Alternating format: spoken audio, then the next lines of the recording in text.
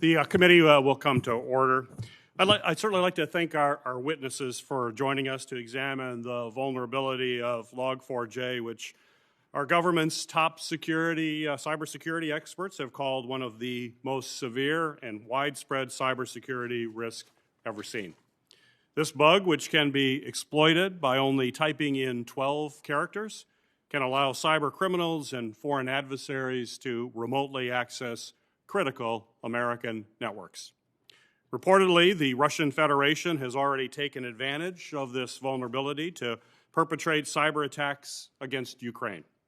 And while I hope that situation de-escalates, we must be prepared to protect our systems from similar attacks from the Russian government and the criminal organizations that they harbor, which could exploit this or other vulnerabilities to compromise American networks in retaliation for our nation's support of Ukraine. The weakness in Log4J is just one example of how widespread software vulnerabilities, including those found in open source code or code that is freely available and developed by individuals, can present a serious threat to our national and economic security. In terms of the amount of online services, sites, and devices exposed, the potential impact of this software vulnerability is immeasurable. And it leaves everything from our critical infrastructure, such as banks and power grids, to government agencies, to open to network breaches. We have already seen how cyber attacks on these critical entities can have catastrophic impacts on the lives swiftly mobilized to respond to this threat. And while I'm grateful to the administration for their quick action and transparency with Congress, I remain concerned that we may never know the full scope and impacts of this vulnerability or the risk posed to our networks that the American people rely on each and every day. That is why I'll continue to monitor and track this latest cybersecurity threat and work with my colleagues to help ensure the government is receiving timely information about cybersecurity threats so that we can formulate a comprehensive strategy to fight back against hackers and hold foreign adversaries accountable for targeting our networks. That includes urging the Senate to pass landmark legislation that Ranking Member Portman and I authored and passed out of this committee to require critical infrastructure companies and civilian federal agencies to report to the Cybersecurity and Infrastructure Security Agency when they are hit by a substantial cyber attack. Our efforts will also ensure that critical infrastructure owners and operators are reporting ransomware payments. Our government's top cybersecurity experts would analyze this information and use it to help private sector organizations that provide essential services to the American people protect their networks. This legislation will help our lead cybersecurity agency better understand the scope of attacks, including vulnerabilities like Log4j, to warn others of the threat, prepare for potential impacts, and help affected entities respond and recover. And by modernizing the government's cybersecurity posture by passing FISMA reforms, we can help prevent online assaults against federal agencies from foreign and domestic actors who seek to degrade our national and economic security. I'm pleased that yesterday, Ranking Member Portman and I introduced a bipartisan package that combines these critical efforts into one bill, along with our bill to modernize FedRAMP that we hope to move forward very soon. Today, I'm honored to welcome a panel of experts who can discuss the vulnerability in greater detail, how it has been exploited, how they have worked to mitigate its impacts, and broadly discuss how we can work to secure modern software that commonly contains open source coding. I look forward to hearing their thoughts on how to improve our government's overall ability to respond to open source vulnerabilities like Log4j and ensure we have comprehensive plans and procedures in place to prevent a cyber security crisis of this magnitude. Ranking Member Portman, you are recognized for your opening comments.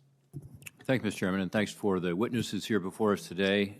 This is an opportunity for us to hear from organizations who have distinct perspectives on Log4Shell, pervasive cybersecurity vulnerability in a Java software library called Log4j. Log4j is open source software, meaning unlike proprietary software, It's available for anyone to use and access free of charge. Open source software like Log4j has unique advantages in that sense, but also disadvantages related to proprietary, relative to proprietary software that we'll discuss at today's hearing. Open source software is ubiquitous in the software industry. It underpins much of our economy and numerous other software products. Companies benefit from not having to reinvent the wheel, and that's a good thing when they are developing their products. As a result of these dependencies, a vulnerability, though, in open source software can affect many other software products that rely on it. The Log4j, the Log4Shell vulnerability is a particularly severe vulnerability because the code is in so many places. The vulnerability is easy to exploit, requiring less than a sentence, and because it provides a high level of access. To put this in perspective, we had CISA Director Jen Easterly described this as, quote, the most serious vulnerability she has seen in her decades-long service in the area of cybersecurity. This is not the first severe vulnerability in open source software, by the way. In 2014, there was another open source software vulnerability called Heartbleed that allowed normally protected information to be stolen. Similar to Log4j, the open source product with Heartbleed, the Heartbleed vulnerability was widely used, making the response very challenging. Then in 2017, of course, we had the Equifax massive breach due to a vulnerability in an open source Apache software foundation product called Apache Struts. Log4j is also maintained by Apache, who is here today. When I chaired the Permanent Subcommittee on Investigations, we released a bipartisan report, and Senator Carper and I did so together on Equifax's failure to remediate the vulnerability, compromising the personal information of roughly 147 million Americans. I'm concerned that without proper remediation of the Log4Shell vulnerability, we run the risk of experiencing one or even more incidents of the same magnitude as the Equifax breach. It's clear that issues involving the security of open source software have been around for a long time. I'm looking forward to hearing from our witnesses today who've got a wide range of perspectives on how to address these challenges. This does, by the way, build on a previous hearing we had on Log4j just about a month ago, where we heard from National Cyber Director Chris Inglis and CISA Director Jen Easterly. In that briefing, we learned several things. First, we learned that this vulnerability is widespread. Hundreds of millions of devices have the vulnerability. David Nally, the president of the Apache Software Foundation, is here, and again, I look forward to a conversation with him about the disclosure and subsequent remediation of this vulnerability. Second, we learned that fixing this vulnerability is not as easy as Apache just putting out a one-size-fits-all patch. Vendors who use this vulnerable code, not knowing it was vulnerable, will have to issue their own patches for their own products. This makes the response even more complicated and time-consuming. I'm glad Brad Arkham, a Senior Vice President, Chief Security and Trust Officer of Cisco, is here to help provide some perspective from a company that's had this vulnerability and has remediated it. Finally, we learned that this response will be drawn out. Because it will be drawn out, attackers are going to have time to exploit the vulnerability and launch attacks. Just because the vulnerability exists does not mean it's actively being used to attack an entity. But the concerning reality today is that our nation does not know how widespread attacks leveraging this vulnerability are and when they're going to occur. It's one reason that it's more important than ever to pass this Cyber Incident Reporting Act that Senator Peters just talked about. That legislation will ensure that our nation has visibility into attacks exploiting the Log4Shell vulnerability against critical infrastructure. I'm looking forward to hearing from Jen Miller Osborne from Palo Alto about her work tracking and analyzing the threats stemming from this vulnerability. Open source software is inextricably woven into every bit of software we use every day. The answer to the problem is not to stop using it, but it is important that we use this hearing to understand how we can address the security risks in open source products, working within the existing processes and strategically investing time and money to support the open source community so it can be more secure. I'm also going to be asking some of our cyber security threat experts here today about the ongoing targeting of Ukraine by Russia in the cyberspace. I'm hopeful that we'll leave this hearing with a better understanding of the risks and benefits of open source software, and also what role the federal government should have in supporting these efforts to increase open source security. Thanks very much for convening this hearing, Mr. Chairman. I look forward to hearing from the witnesses. Thank you, Ranking Member Portman. It's the practice of the Homeland Security and Government Affairs Committee to swear in witnesses. So if each of you will please stand, including those joining us by video. If you could stand and raise your right hand, please. Do you swear that the testimony that you will give before this committee will be the truth, the whole truth, and nothing but the truth, so help you God? I do. Everybody's answered in the affirmative. You may be seated. Our first witness is David Nally. Mr. Nally is president of the Apache Software Foundation. It's a not-for-profit organization and the world's largest open source foundation that serves as a steward for hundreds of open source projects. David has extensive experience as a system administrator and decades of experience working on open source projects. Previously, he served as a member of the Apache Software Foundation's Board of Directors as Executive Vice President and Vice President of Infrastructure. Mr. Nally, welcome to our committee. You may now proceed with your opening comments. Chairman Peters, Ranking Member Portman, distinguished members of the committee, thank you for the invitation to appear this morning. My name is David Nally. I'm the president of the Apache Software Foundation. The ASF is a nonprofit public benefit charity established in 1999 to facilitate the development of open source software. Thanks to the ingenuity and collaboration of our community of programmers, the ASF has grown into one of the largest open source organizations in the world. Today, more than 650,000 contributors have contributed to more than 350 ongoing open source projects comprising more than 237 million lines of code. Open source is not simply a large component of the software industry. It's one of the foundations of the modern global economy. Whether they realize it or not, most businesses, individuals, nonprofits, and government agencies depend upon open source. It's an indispensable part of America's digital infrastructure. Projects developed in open source, like Log4J, tend to resolve problems that many people have, essentially serving as reusable building blocks for solving those particular problems. This enables faster innovation because it eliminates the need for every company or every developer to re-implement software for problems that have already been solved. This efficiency allows programmers to stand on the shoulders of giants. The ASF provides a vendor-neutral environment to enable interested programmers, sometimes direct competitors to each other, to do this common work together in transparent, open-handed cooperation. This is the essence of open source software. Brilliant individuals contributing their time and expertise to do the unglamorous work of solving common problems, many with the intent to incorporate that same work into the results of their employers' products. And it's why I've dedicated my professional life to open source. Log4j, which was first released by Apache in 2001, is the product of just this kind of collaboration. It performs a particular set of functions, like recording a computer's operating events, and does it so well that it's been used in products as diverse as storage management software, software development tools, virtualization software, and perhaps most famously, the Minecraft video game. As Log4j's footprint grew over the years, so did its feature list. It was a 2013 addition to Log4j, along with a part of the Java programming environment that combined in such a way to expose this security flaw. This vulnerability was reported to Apache's Log4j team late in November 2021, after having been latent for many years. The Apache logging project and Apache security team immediately got to work addressing the vulnerability. The full solution was released approximately 2 weeks later.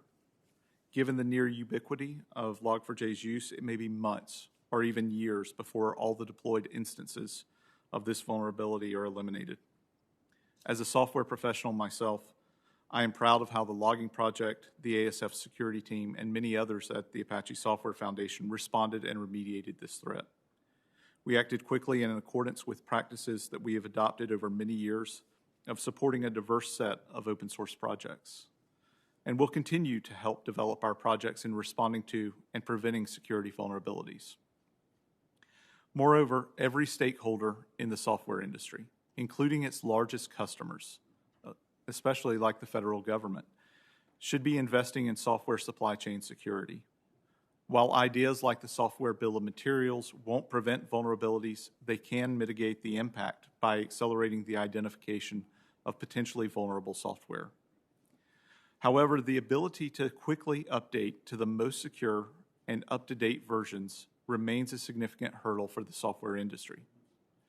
The reality is that humans write software, and as a result, there will continue to be bugs. Despite the best efforts of those humans, some of those will include security vulnerabilities. As we continue to become ever more connected and digital, the number of vulnerabilities and potential consequences are likely to grow. There is no easy software security solution.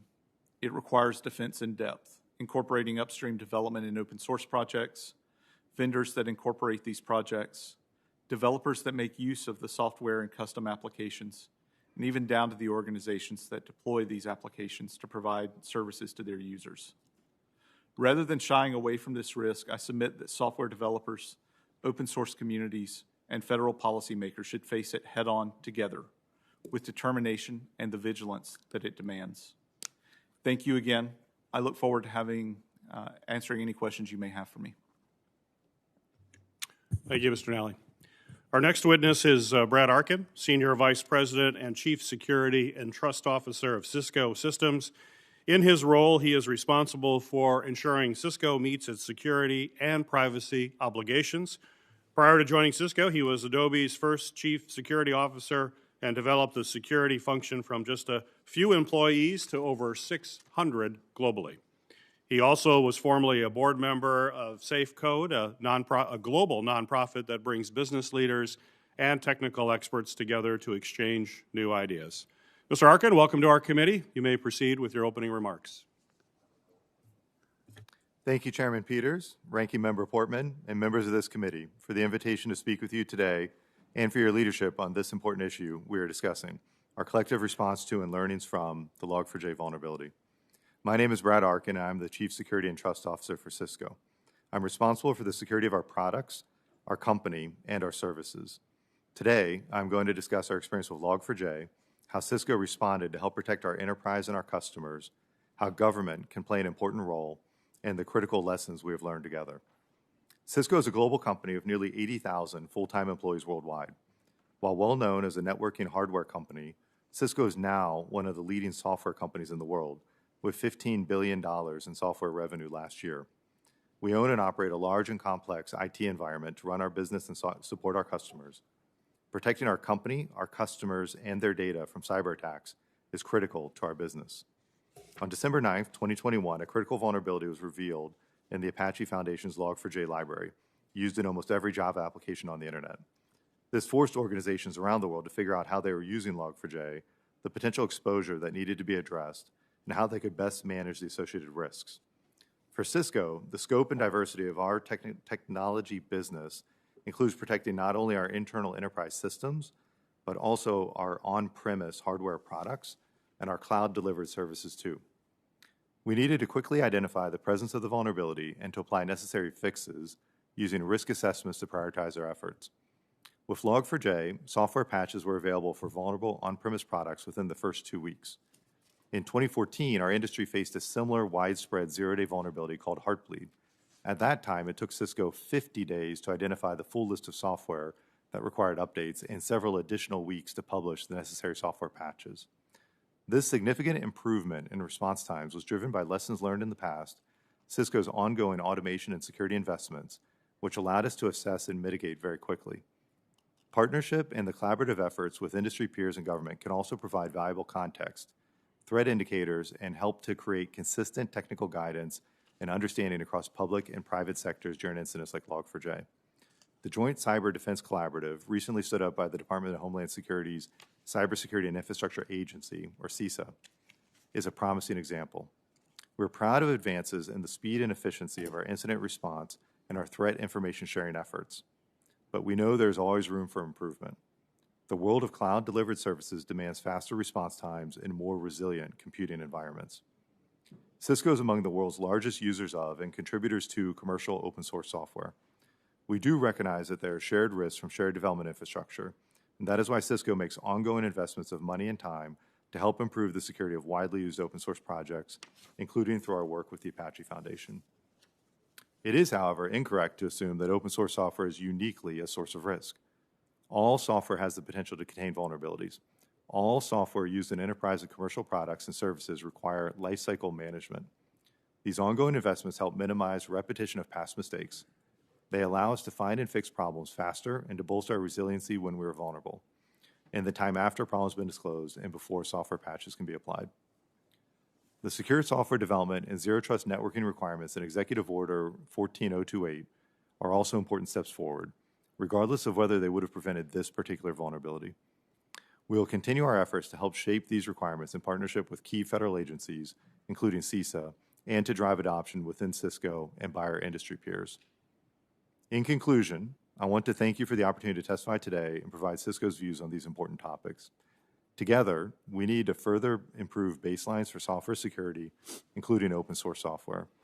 We collectively need to improve our speed and efficiency at finding and fixing problems when they arise. And together, we need to boost our resilience against attacks, particularly as we work to develop, distribute, and apply software patches and mitigations. Thank you, Mr. Arkham. Our next witness is Jean Miller Osborne. She currently serves as the Deputy Director of Threat Intelligence of Unit 42 Palo Alto Networks, the research arm of the cybersecurity company that works to solve some of the world's most challenging problems. In her role, she manages a team tasked with detecting, identifying, and differentiating between cyber espionage and cyber crime actors. Ms. Miller Osborne has almost 2 decades of experience in cyber threat intelligence and regularly briefs all levels of government and the private sector, and has influenced national cyber security policies. She's also a veteran of the United States Air Force. Welcome, Ms. Miller Osborne. You may proceed with your opening comments. Thank you, Chairman Peters. Chairman Peters, Ranking Member Portman, and distinguished members of this committee, I'm honored to appear before you today to discuss the impact and scope of the Log4Shell vulnerability. My name is Jen Miller Osborne, and I'm privileged to be a senior leader on the Unit 42 Threat Intelligence team at Palo Alto Networks. For those not familiar with Palo Alto Networks, we were founded in 2005 and have since become the global cybersecurity leader. We serve more than 85,000 enterprise and government organizations protecting billions of people in more than 150 countries. Practically speaking, this means that we have a deep and broad visibility into the cyber threat landscape. We're committed to using this visibility to be good cyber citizens and integrated homeland security partners with the federal government. I'm happy to dive into technical details during the questioning period, but first I wanted to take a step back for a second and think about why we're here. If it feels like Log4Shell is just the latest in a string of vulnerabilities that the cyber community must rally around to respond to, you're right.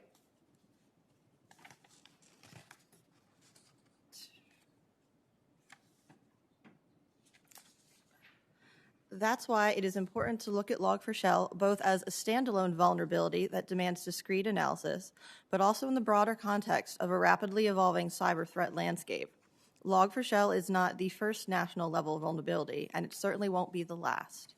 I cannot stress enough the foundational importance for every organization to accurately understand the size of their internet-exposed attack surface. If you do not see the totality of your digital footprint through the eyes of the adversary, then your security baseline is inherently incomplete. Since you can't secure what you can't see, your ability to respond to any vulnerability, whether it has the sophistication of Log4j or is more elementary, it's limited if you don't already establish this common operating picture.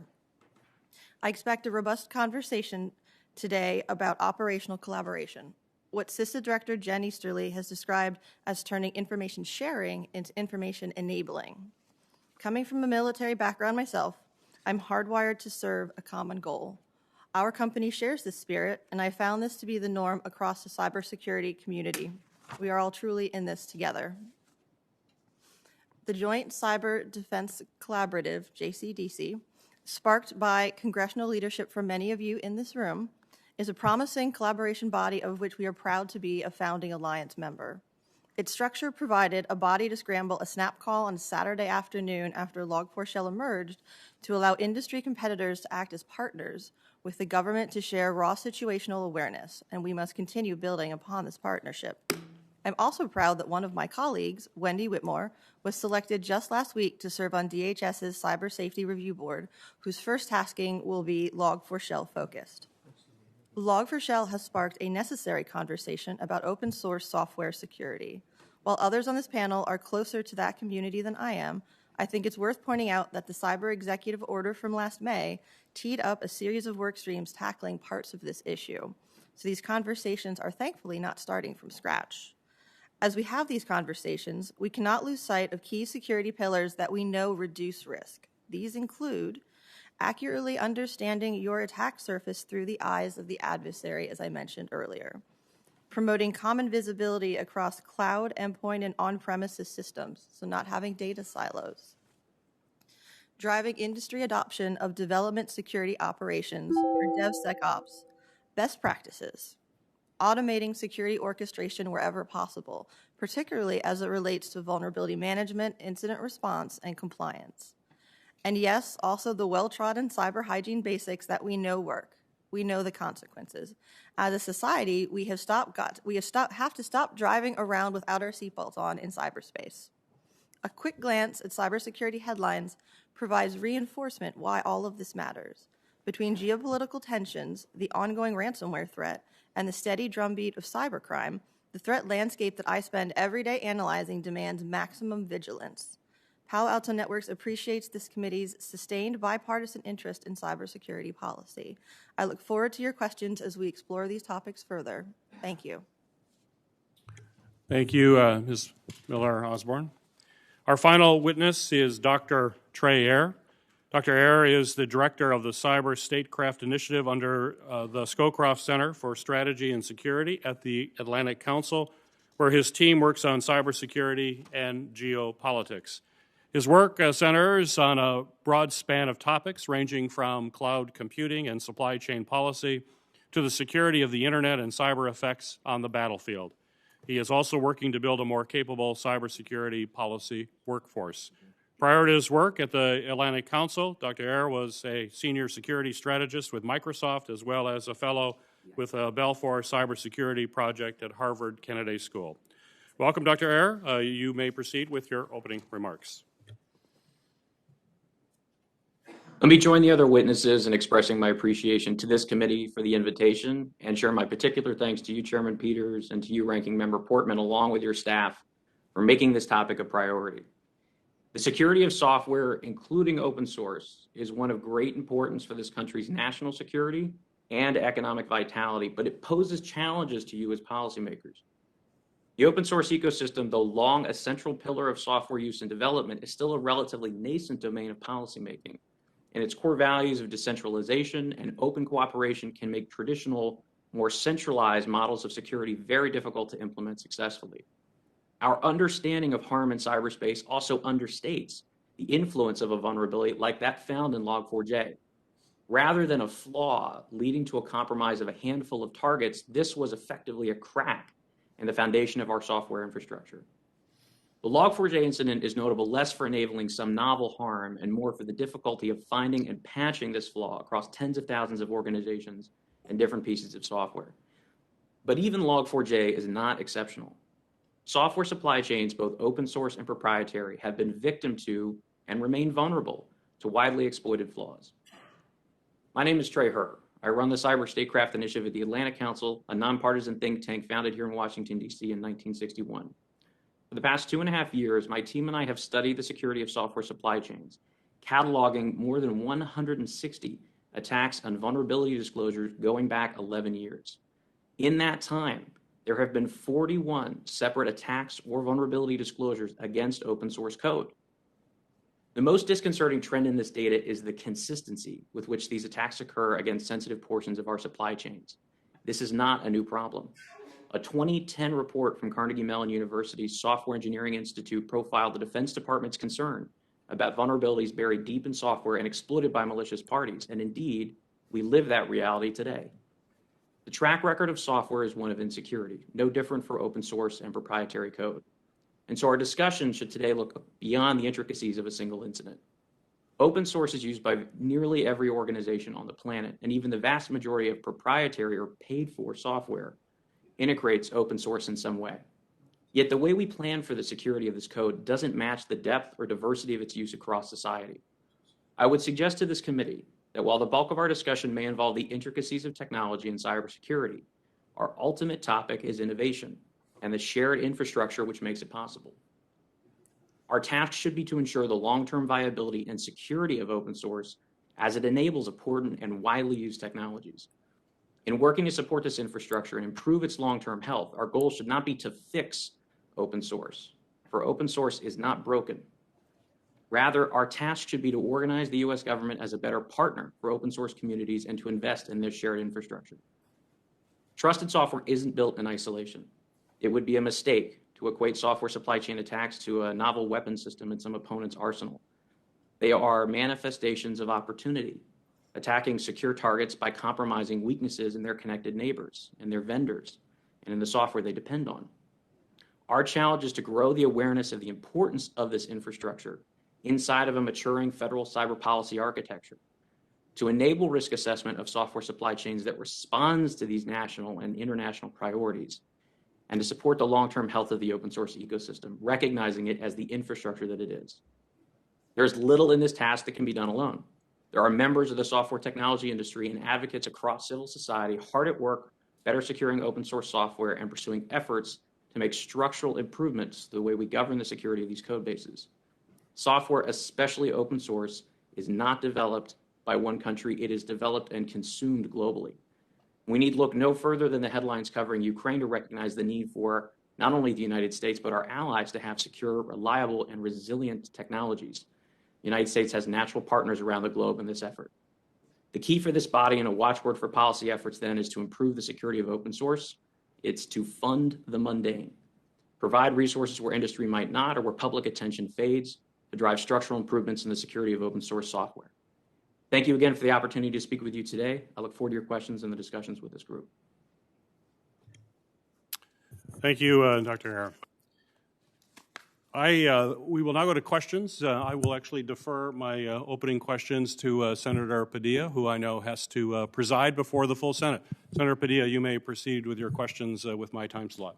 Thank you, Mr. Chair. Appreciate the flexibility and accommodating the schedule, because this is a very important topic before us today, as I think that the variety of questions today will spotlight. I approached this with some relatively recent experience and conversations about the role of open source technologies in the election space.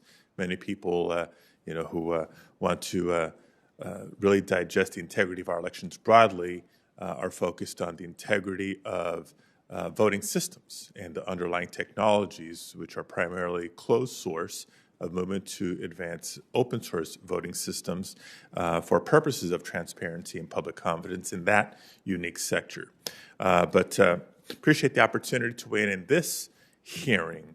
At the end of the day, one of the fundamental questions that we can ask is, what can Congress and the federal government do to help address any underlying vulnerabilities that exist within the open source ecosystem? But beyond what government can do, I think it's also important to ask, what is industry doing and what more can industry do? As you all know, much of our software ecosystem is built on the use of open source code.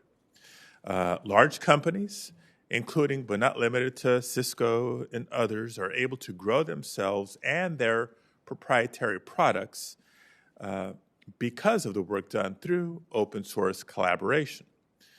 One concern with this type of model is that it can potentially lead to a free rider problem. What does that mean? That means companies can reap massive benefits from open source software that collaboration makes possible without necessarily any obligation to contribute to its development or maintenance, or in situations like we're discussing today, remediation. So I understand that that's not every company, and that many companies actually do make sizable contributions to collectives like Apache and Linux and others that help maintain some open source software products. But it isn't every company that does so. So I'd like to ask each of you, in your opinion, is private industry doing enough to help develop, maintain, and when necessary, remediate the open source ecosystem? And what more should we expect our private companies to be doing to ensure that open source can remain a collaborative, decentralized system? Thank you, Senator Padilla. It's an interesting question and one that's been discussed for a number of years in the open source community, specifically that free rider problem. And it is the Apache Software Foundation takes the point of view that we do not require, we don't ship our software with any obligation to contribute back. And our mission is to distribute software free of charge for the public to use. And so we consider it accomplishing our mission when it is broadly used. We believe that enlightened self-interest will inform industry to begin contributing. And indeed, in response to this, we're seeing greatly increased contribution around security auditing and code validation in the Log4j and a number of other open source projects. I do think that incidents like this will continue to enlighten the industry, that they have their own self-interest to protect. And by doing so, that the easiest way to do that is to contribute to open source. So I echo what David was saying. I think one of the things that really encourages good behavior here is that if you had a free rider situation where a company is getting a lot of benefit from a project and not contributing back in an optimal manner, another company can come in and start making those contributions to better steer the project in a direction more suited to their interests. And then it tends to create competitive pressures that encourages everybody to participate and contribute in a way that's going to lead to an optimal outcome for what they're trying to drive. And so the dynamics within the open source projects and the ability for anyone to show up and contribute, and when it's in their own interest to do so, to step up their contributions and allocate resources to best steer the project in a way that's going to match their desired outcomes. So you think there's already sufficient incentives for that contribution? So I think these incentives exist today, okay, and it tends to drive resource allocation decisions by companies that are participating with these open source projects. Okay, thank you. I have a slightly different viewpoint that I think Log4j for this is really serving to highlight that this is a problem that isn't going to go away. You know, this isn't an open source problem. This is inherently that software will have vulnerabilities regardless of whether or not it's proprietary or open source, and there will always be the potential for those to be found and exploited by attackers. And it serves to highlight the need to do a shift left in security posture, to do a move to more of a zero trust architecture, where we're acknowledging that these things could happen at any given time. So we need to have more robust protections in place where we assume compromise at a base level and then work to be able to quickly isolate those systems and remediate them and work on them when situations like this arise. I think this past year and a half we've seen with Log4j and SolarWinds and the Microsoft Exchange vulnerabilities, we've seen that the cyber threat landscape as a whole is shifting to this being a more commonplace event. And that means from a security posture, we need to shift as well to be able to address that. Thank you. And Mr. Herr, if you're still with us. I would concur with David in saying that software in the open source space is offered as is without an expectation of payment. I think that should remain so. Industry has already recognized it's in their self-interest to invest in security and the health of this infrastructure in the long term.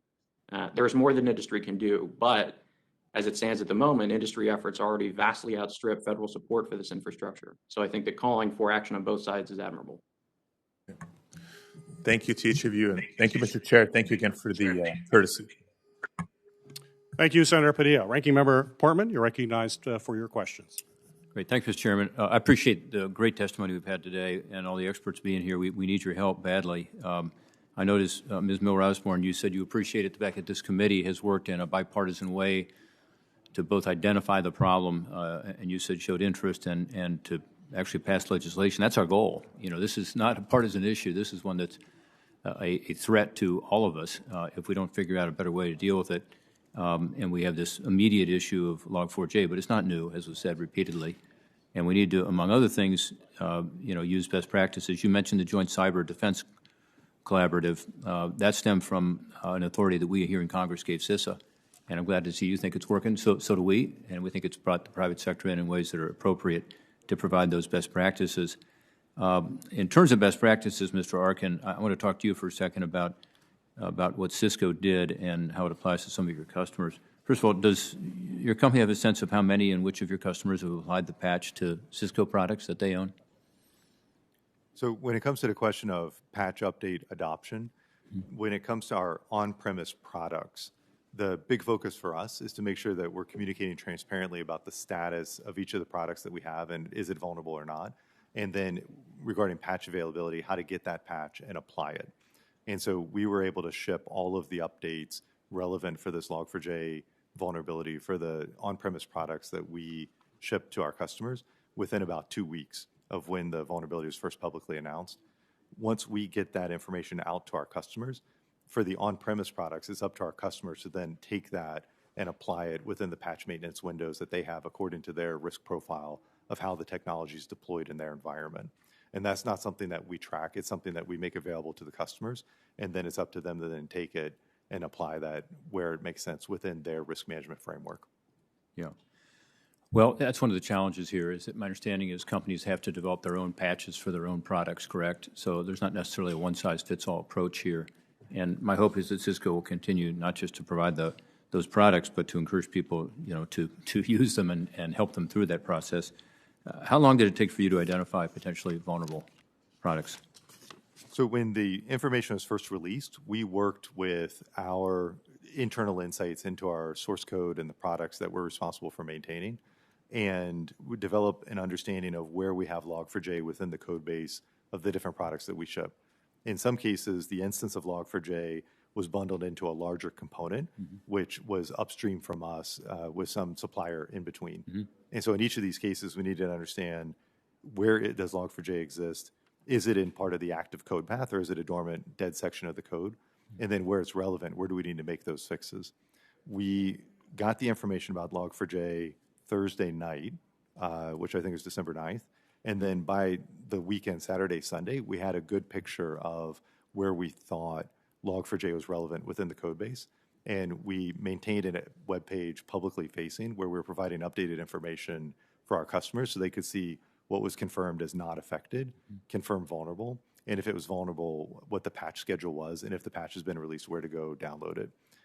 And so I'd say within about 72 hours, we had a good sense of where we needed to make changes within the code base. You were already patching within 72 hours? Some products, yeah. Some products were patched within 48 hours. And within 72 hours, I think we understood where all of our patch requirements would be. And then it took us another 10 days or so to get those patches published for our customers. Well, your experience needs to be applied elsewhere, and that's remarkable and fast. And my hope is, again, your customers are getting your assistance to do it that quickly as well. With regard to cyber threat coming from Russia, Ms. Miller, Osborne, Russian cyber attacks against Ukraine are a threat right now. We also have threats here in the homeland. We've seen this, over time with regard to Russian-based cyber attacks. Actually, when I was in Ukraine recently, just a few weeks ago, I was briefed by members of the Ukrainian government about some of these attacks and their need to bolster their cyber defenses and resiliency. Let me ask you this. You've just put a report out on the cyber threat landscape between Russia and Ukraine. Can you give us a very brief summary of what that report said and also provide that report to the committee? Yes, we can totally provide the report to the committee. The summary would be that due to the ongoing situation, we decided to take a look at what is historically one of the more active groups attributed to Russia, which is Gamaredon. And what we found were active campaigns targeting entities in the Ukraine over the past 90 days, trying to compromise them and get malware into the systems for the likely purpose of espionage. Because we found this recent activity, we worked very closely both with our JCDC and other government counterpoints and within the intelligence community to make sure they were aware of the same thing that we were seeing. And we also worked closely with the Cyber Threat Alliance, which we're a founding member of, It's essentially a group of competitors that have recognized that sharing threat intelligence between organizations is critical to really get an understanding of what the adversaries are doing on a global scale. So in advance of the publication, we shared it with everyone that we have partnerships so they could take action and already have protections in place and be working on it. And then we went ahead and released it to the public so that everyone or anyone that might be in this kind of position could make educated decisions on what they needed to do to be safe. And we provided, actionable IOCs and data from attacks happening over the last 90 days for them to use for hunting in their own environments. Well, that's very helpful, I'm sure. I mean, look, that's concerning what you're saying about these attacks. And let's just be clear, you're talking about critical infrastructure in Ukraine. Is that accurate, as well as governmental entities are under attack, cyber attack right now?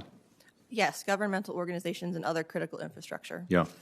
And one serious concern we have, of course, is the possibility of more cyber attacks against the United States in response to the United States doing things like applying sanctions, which many of us believe are necessary, particularly should Russia make a big mistake and invade Ukraine. What can we do more here to be sure that those potential cyber attacks on critical infrastructure find a coordinated both defense and offense on our side?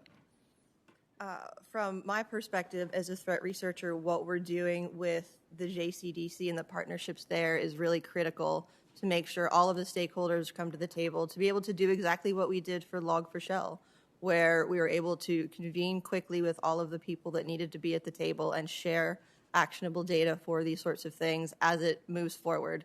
For anything else past that, sanctions, things like that, that's totally not my area of expertise.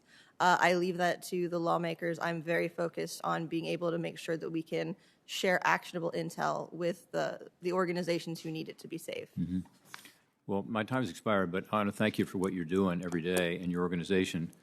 And my sense is that we need to be prepared, much better prepared, not just because of these existing issues we're talking about today with regard to open source software, but with regard to the reality that we're going to be subject to more and more cyber attacks, and perhaps an intense effort at doing that from Russia that we need to be ready for. So thank you for working with the governmental sector and also with the private sector and with this joint cyber defense collaborative to ensure we have that capability.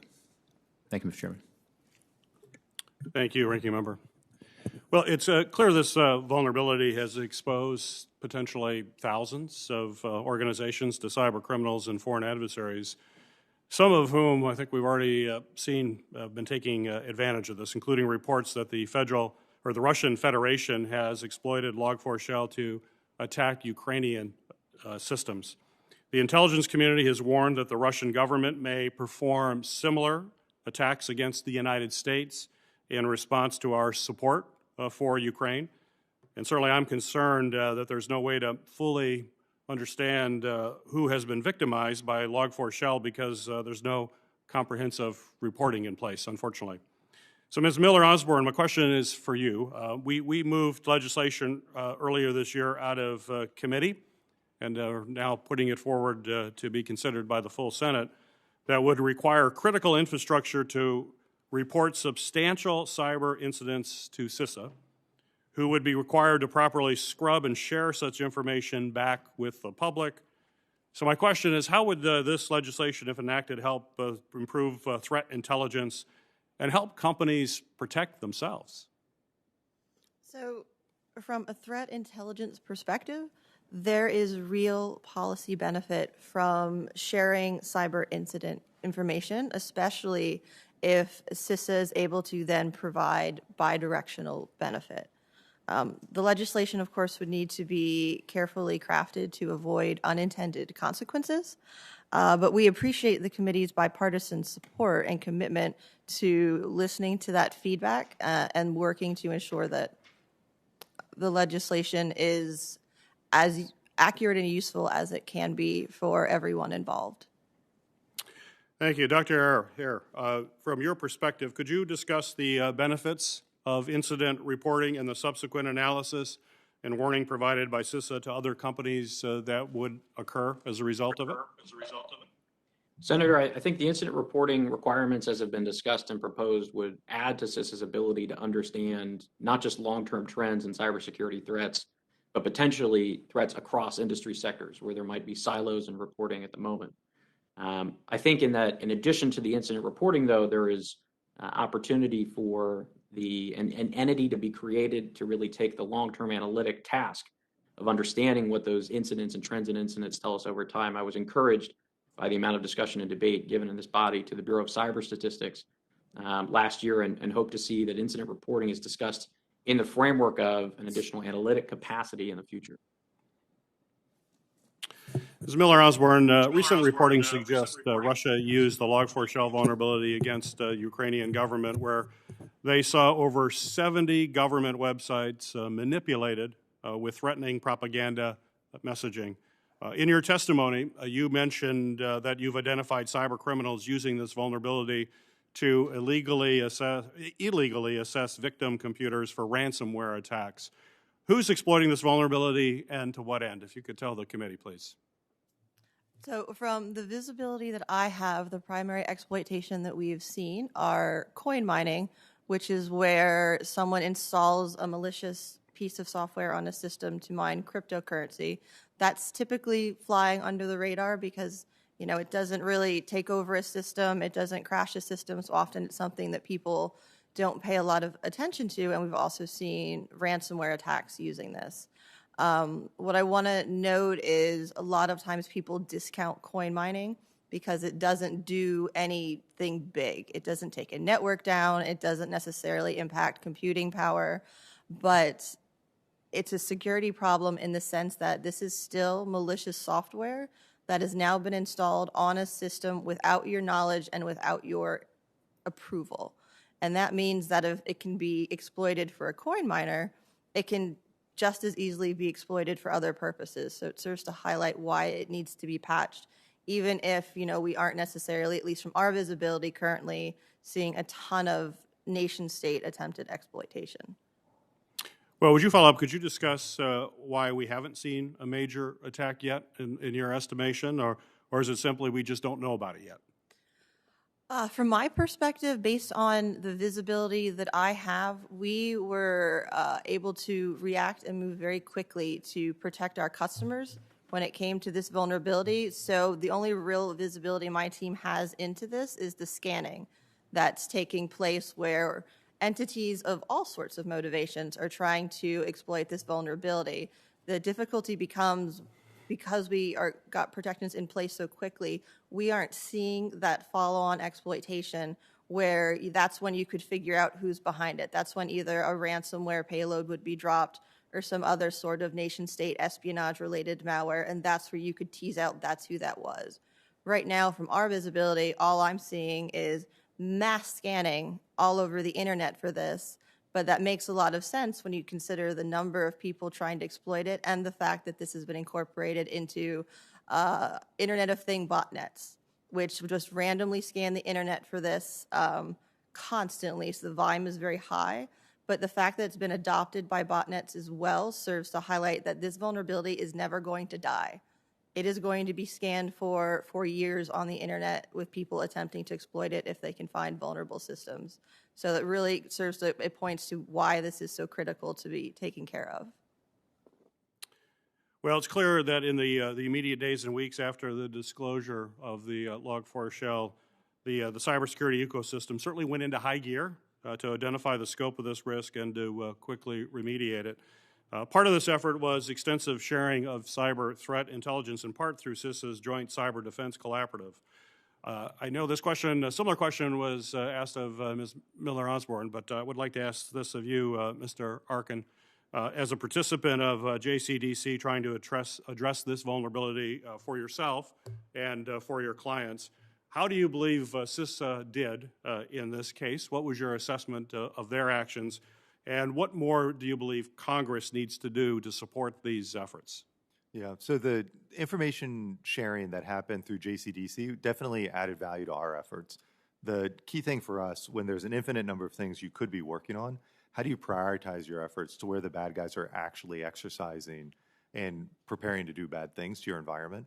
And so the information that we got through JCDC helped us to understand the techniques and attacks that were being observed in the real world so that we could then marshal our resources in defense of that. The thing I think that is most important when I think about threat information sharing in partnership with government is keeping the classification level as low as possible. And so if I go into a briefing that's at a very high classification level, if I can't share that information out to the rest of my company, I'm not going to be able to put it to its full effect. And so keeping things at the unclassified or for official use only level is going to allow us to most rapidly push the information out to the people who can put it to work in a defensive manner in our environment. Right, thank you, Mr. Arkin. I need to step away briefly to ask a question of the Senate Armed Services Committee. I'll be turning the gavel over to Senator Hassan.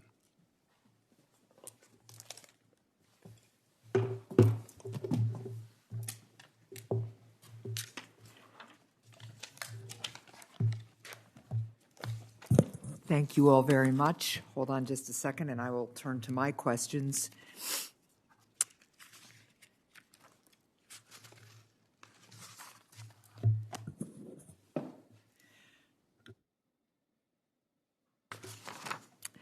And I will just start by thanking Chair Peters and our ranking member for this hearing, and to all of you for participating in it. I am very, very grateful for your expertise. I want to start with a question to Ms. Miller-Osborne and Mr. Arkin. In your testimony, you each commented on how helpful the Joint Cyber Defense Collaborative, which brings together federal and private sector cybersecurity stakeholders, was in accelerating responses to the Log4j vulnerability. However, as I asked Director Easterly at a hearing last September, I'm also interested in how the Joint Cyber Defense Collaborative could help strengthen the cybersecurity of entities that tend to have fewer cybersecurity resources, such as hospitals, schools, and small businesses. Can you both comment on if and how the Joint Cyber Defense Collaborative was able to help under-resourced entities with the Log4j vulnerability, and how you see the collaborative evolving to better support under-resourced entities moving forward? And we'll start with you, Ms. Miller-Osborne. Sure, thank you. I see the JCDC as a convening body to serve as a bit of a clearinghouse for giving effective guidance geared towards these mid to lower sized businesses, good advice on the things that they need to prioritize from a protections perspective, because that can vary quite a bit, when you have a much smaller organization and a much smaller budget. And I see JCDC as a good way to develop these guidelines and then be able to share them back out with industry, because they'll be coming from not only the government background for it, but also, the vendor perspective for it, so that we can really have these best practices that we develop cohesively to help give formal, strong guidance to these organizations so they can understand what they need to do, because that often is a big component too. They're not necessarily resourced to have an expert come in and help them and evaluate it. So I see them as a body to be able to put together that sort of guidance to help those organizations understand, what they need to do, and kind of in a prioritized manner. Thank you. Mr. Arkin? Yeah, for my role as a defender, nothing is more tragic than inefficiency and misdirected resources. And so I think the work that CISA is doing to make it clear, if you're going to do one thing, you should patch these particular vulnerabilities that are being actively exploited. And that prioritization, in order to help defenders understand where to focus their efforts, and there's an infinite number of bugs out there, but focus on this short list. And then if you have time to do defensive, proactive improvements and investments, things like multi-factor authentication, zero trust network architecture, these are other pieces of advice that CISA is offering, which I think really sharpens the focus for organizations onto things that will be most impactful. Okay. Thank you. I have another question for you, Ms. Miller-Osborne. In your testimony, you emphasize the importance of network visibility, that is, knowing what's on your network so you know what you're defending. I strongly agree, which is why I supported the Federal Continuous Diagnostics and Mitigation Program, or CDM, so that the federal government can know everything that exists on its networks. Do you think it would be helpful if CDM included a pilot program to assist state and local entities working to improve visibility on their networks to help identify vulnerabilities like Log4j? I think anything that we could do to provide that level of guidance, especially at a cohesive level, would be good and helpful, especially as the cyber threat landscape can change so quickly. even, guidance that was potentially given 2-3 years ago now really needs to be updated. And I do think would be a good resource for that. Thank you. I think one of the challenges small businesses and small government entities have is just a dearth of expertise or staff on board to really enact this kind of visibility or provide the programs to let them see their whole network and what's on it. So thank you for that response. Mr. Nally, larger, better resource software companies are generally able to detect and remediate the Log4j vulnerability in software applications that they develop. However, smaller developers are less likely to do so because many do not regularly check to see if the software they used in developing their own applications has security issues, which may leave the software applications that they produce vulnerable. This underscores the importance of notifying anyone using a piece of open source software of a severe vulnerability. Mr. Nally, moving forward, what is the Apache Software Foundation doing to better notify smaller developers that use Apache's open source software of security vulnerabilities? Thank you, Senator. There are a number of methods that we use today to communicate around updates and security vulnerabilities. Those include the National Vulnerability Database that is run by NIST, and using formats developed out of MITRE, the Common Vulnerabilities and Exploits message, to make that machine readable and easily parsable to automation. And our hope is that, especially with initiatives like Software Bill of Materials, where developers can gain a better understanding of what open source packages and components they have consumed in their applications, that they will have a better understanding both of their threat landscape and have easier access to remediation information as part of that. Thank you. Do any of the other witnesses want to comment on how we can proactively notify users of open source software about their vulnerabilities? So something that I can echo is the potential for the software bill of materials and other automation tools in order to make it easier and lower the friction for people to have insights into their code base and what's happening upstream for the components that they rely on.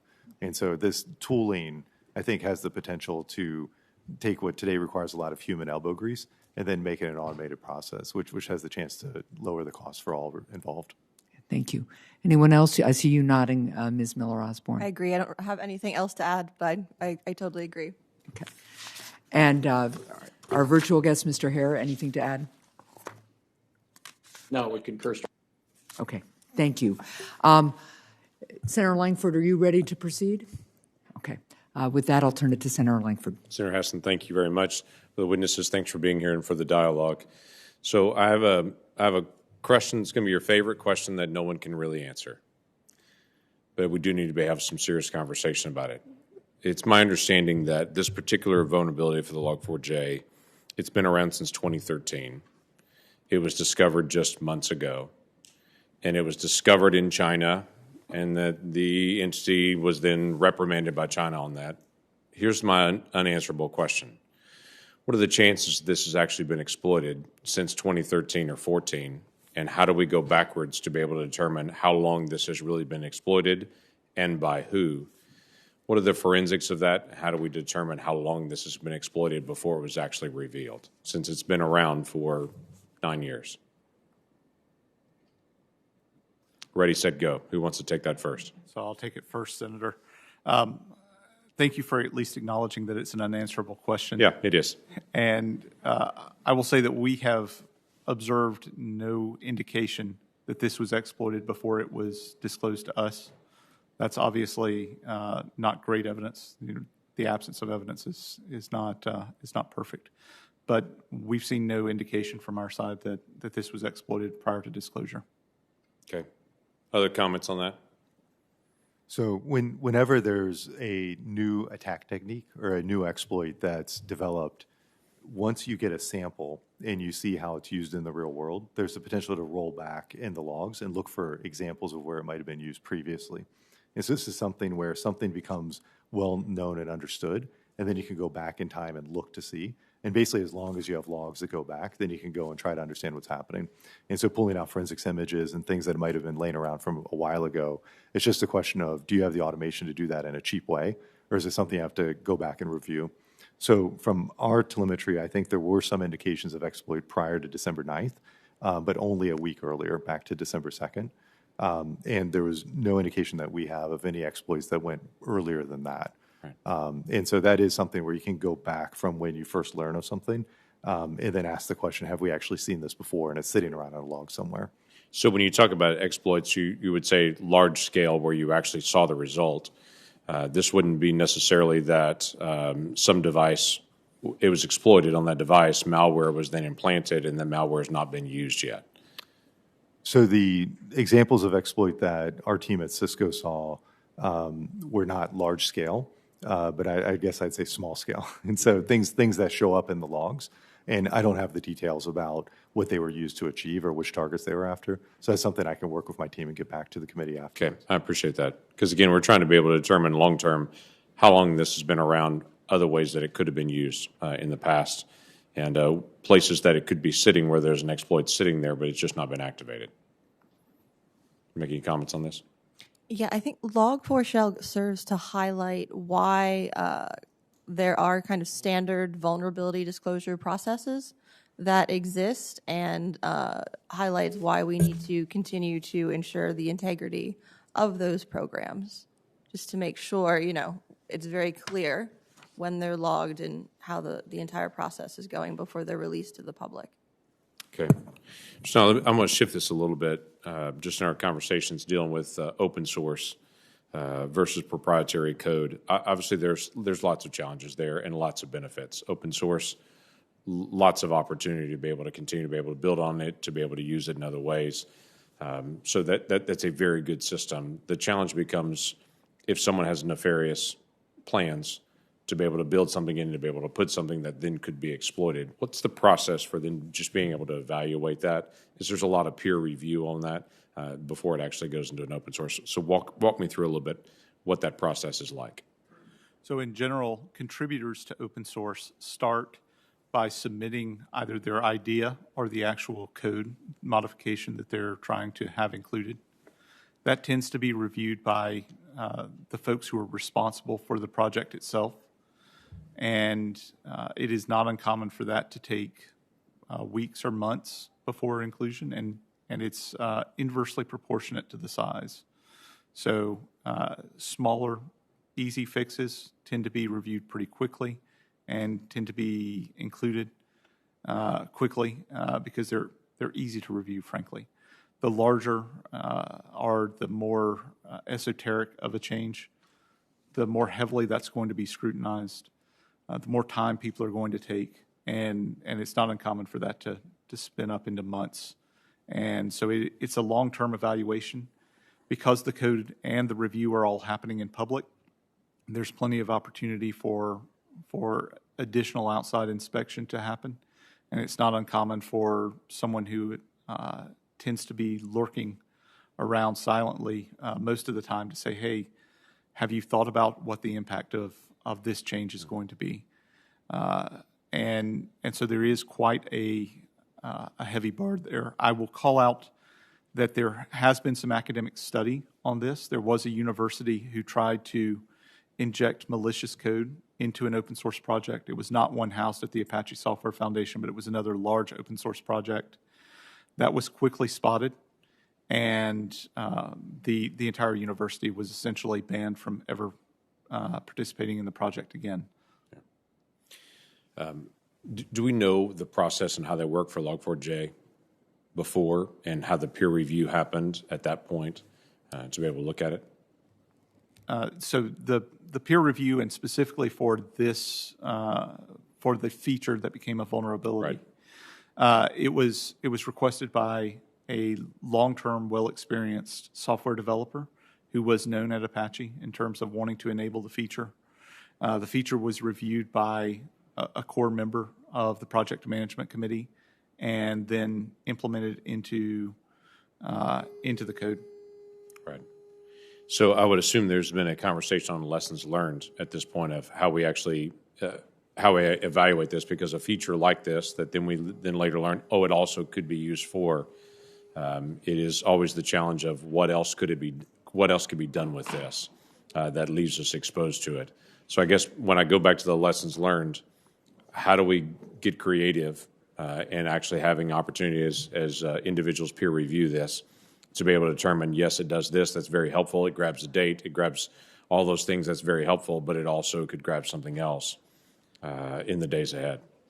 So it's important for context that some of these systems that we're talking about making use of in this particular feature were actually developed in the 90s, which was a very different place in the cybersecurity landscape. And so I do think that there were some unintended consequences. We've gone back and looked to see whether automated tools could have detected this vulnerability, and we've come to the conclusion that none of the automated tools on the market today would have done so had they been looking either then or even very recently.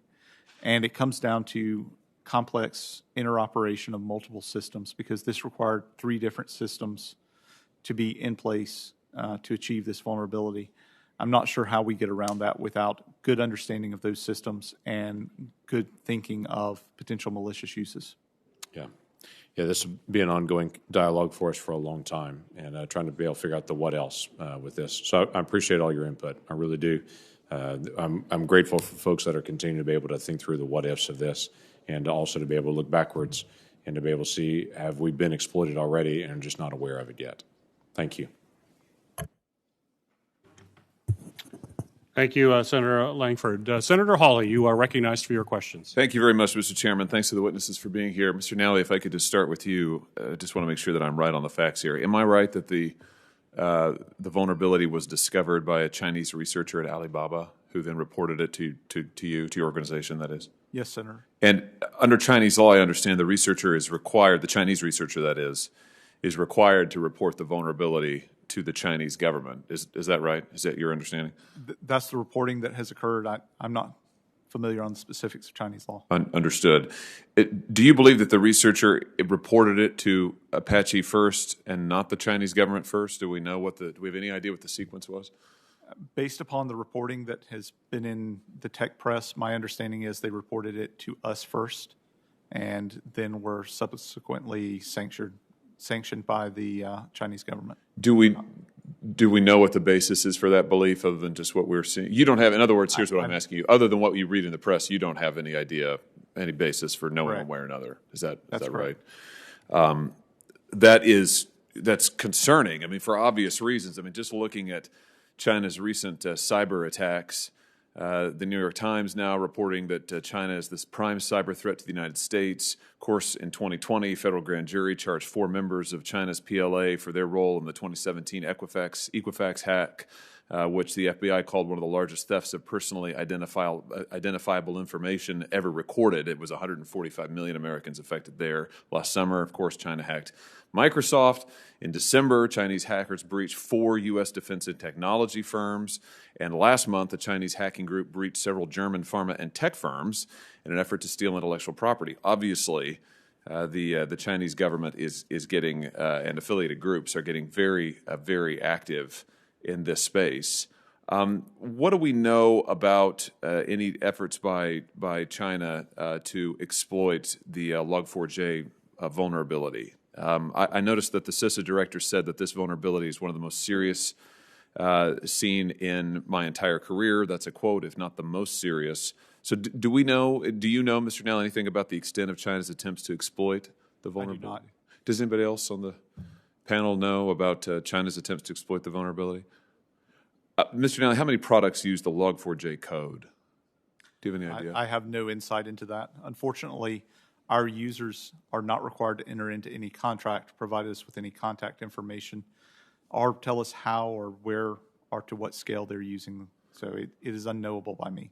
Do we have any estimates about the number of products that use Log4j, or how many have tried to download the patch, for instance? My understanding is that CISA has maintained a database of affected softwares and affected hardware devices as well. The last time I looked at that list, it was hundreds or maybe even 1,000 plus entries into that database. Go ahead. And in terms of patch adoption, I don't have a good sense of what that looks like across the ecosystem. I can tell you that talking to the folks who run Maven Central, which is where most of the Java developer ecosystem gets their open source components, they were still seeing, as of mid-January, they were still seeing roughly 30% of downloads being for a vulnerable version of Log4j. And that's roughly, if I recall correctly, around 10,000 downloads per hour. 10,000 per hour, 30% of which were vulnerable. Do we know what the latest number of attacks detected is? 10,000 downloads per hour was of the vulnerable version. I gotcha. Do we have any sense what the latest number of attacks detected is? Do you know? I have no insight into that, unfortunately. What about remedial action here? Obviously, businesses can engage in best practices. What measures are you and others taking to scan for incidents of exploitation rather than vulnerability? We're not, the Apache Software Foundation is not taking any action to scan or try and detect exploitation. Is there any role that you think that Congress should be taking to help address this issue? I don't claim to be an expert on what Congress should do. In general, I think the most urgent thing is that folks need to be urged to upgrade to a secure version of Log4j.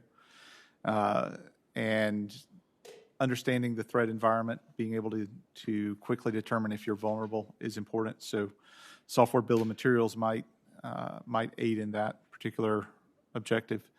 And then the ability to quickly update.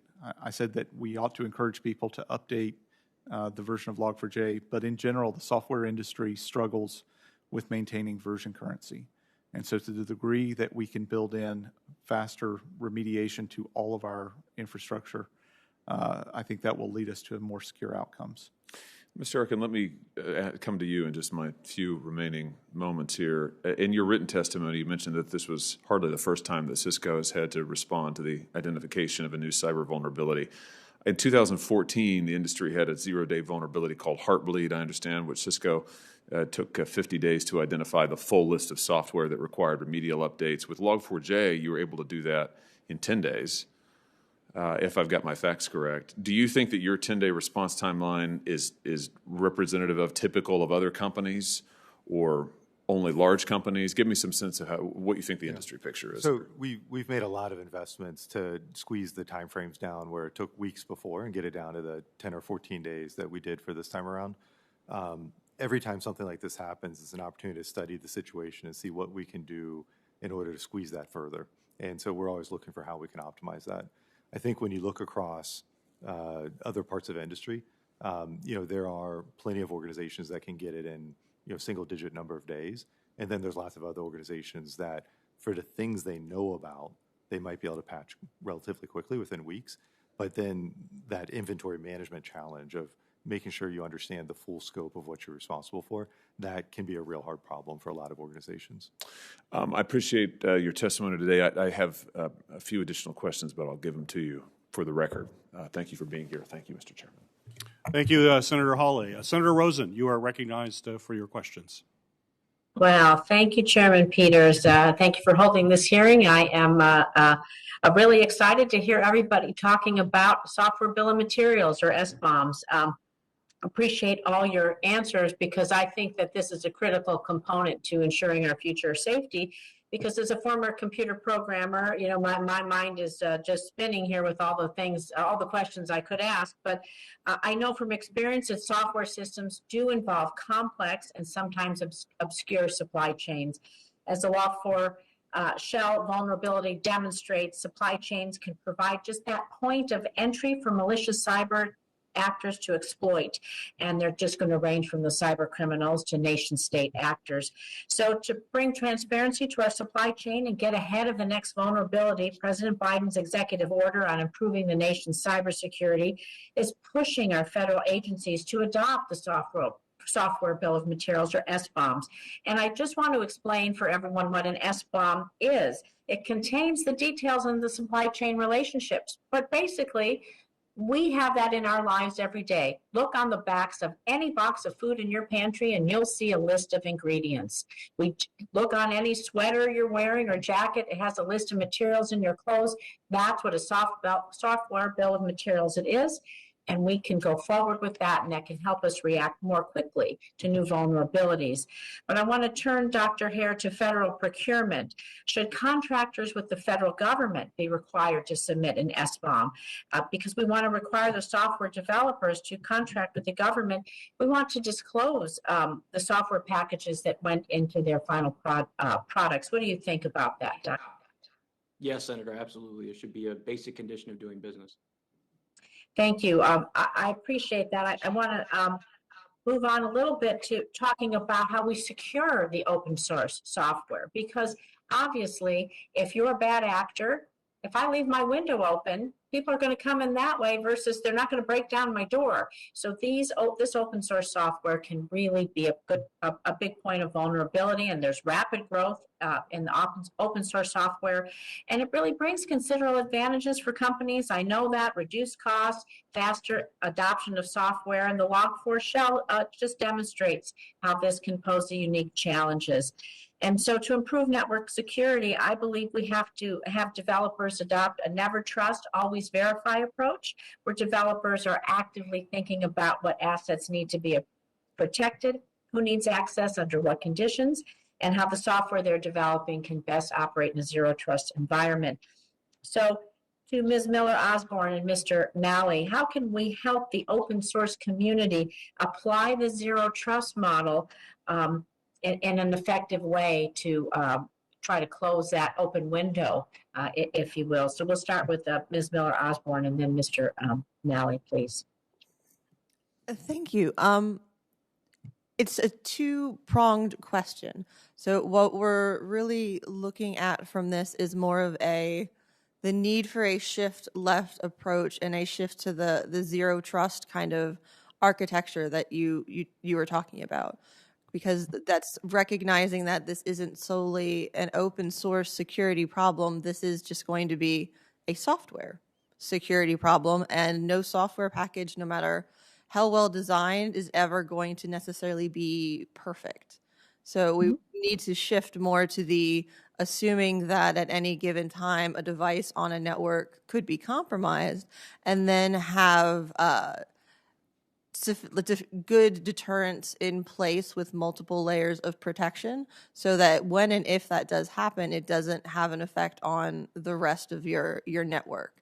Because as we've seen, just over the past year and a half, it just seems to be a constant onslaught of new 0 days across, a range of software, not just things that were open source that we're having to respond to. So it's less of in my opinion, the software components. It's more of a need for the security posture to understand that this is the cyber threat landscape that we live in now. Thank you. Mr. Nally, do you have anything to add? Thank you, Senator.